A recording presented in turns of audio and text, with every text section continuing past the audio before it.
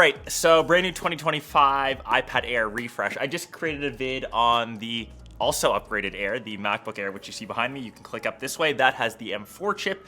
This has been upgraded with the M3 chip. This video will be super short. It is a very minor refresh. All that is happening is the silicon on the inside. Obviously the box, once again, very same as before. You've still got the 4 standard colors. I was in New York to check out the complete launch.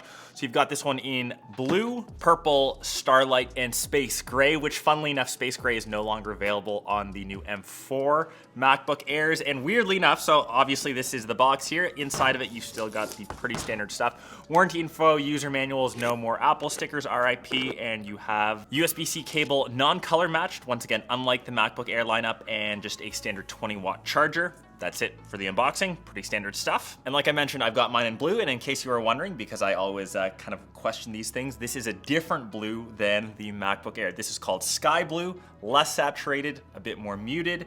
This one is just the standard blue, which we've had for a while now, which is slightly more blue. If you're getting your blues mixed up, you can watch this video and you'll know the difference. In terms of the rest of the design for the iPad, like I said, very unchanged. So it still has the same form factor. It's still got the same display size. So you can get this into 2 different options, either the 11 or the 13-inch model. You've got the on and off button / Touch ID up top, flanked by the 2 volume rockers, and pretty much all around nothing else. You've got the USB-C port on the bottom. You've got the 2 speaker grills, and you've got the same thing up on the top and I guess on the back. So once again, you're gonna hear this a lot in this video, same 12 megapixel camera.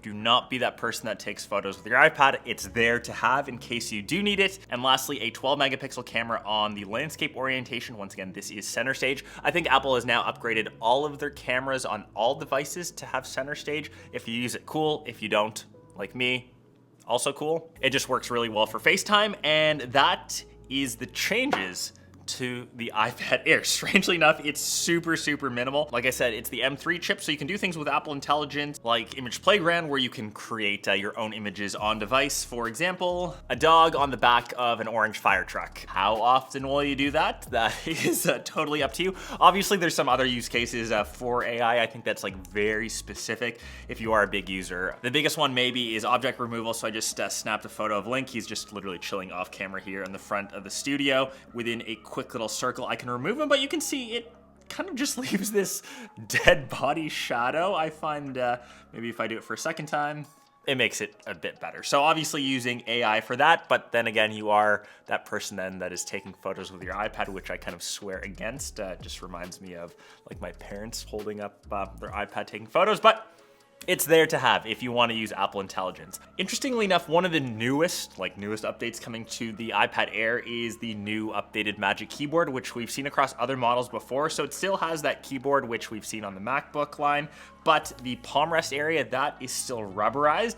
Apple charges $279 for this, which I usually find quite expensive. Apple always overcharges for their accessories. I've got something for a fraction of the price if you want a combo. This is the ESR magnetic case combo, and just like the one from Apple, it does a very similar thing. So this is only 79 bucks, so you're saving $200. You can see it still has a full keyboard. It still has a multi-function trackpad, which you can use all the gestures. It is magnetic, so you just need to snap your iPad to the back. Once it's in place, everything is nice and secure and protected, and it's super easy to get back into landscape mode to start using the keyboard, which is Bluetooth enabled. One thing that I actually really like though, so on this little area, this is typically where the Apple Pencil goes. You can see it kind of snaps in like that. And for the iPad Air, it still takes the Apple Pencil Pro and the USB-C enabled Apple Pencil, but once again, $129 for the Pencil Pro.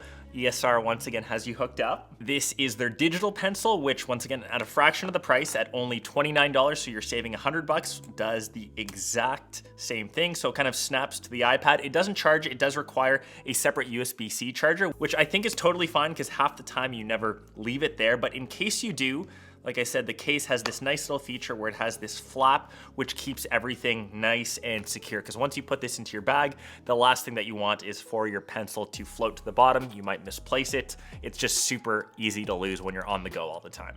It's nice and responsive. It's got a 1.5 mil tip to make all of your detailed, say, drawings. If you're doing that, it does have palm rejection, which is also really nice. And it has extra little features like Find My in case you do end up losing it. And it also has a shortcut button, which you can program to, say, head back to home or whatever you choose to do with it. So like I said, very solid combo for a fifth of the price. I know that Apple always typically overcharges for their iPad accessories. This just makes it a bit more manageable.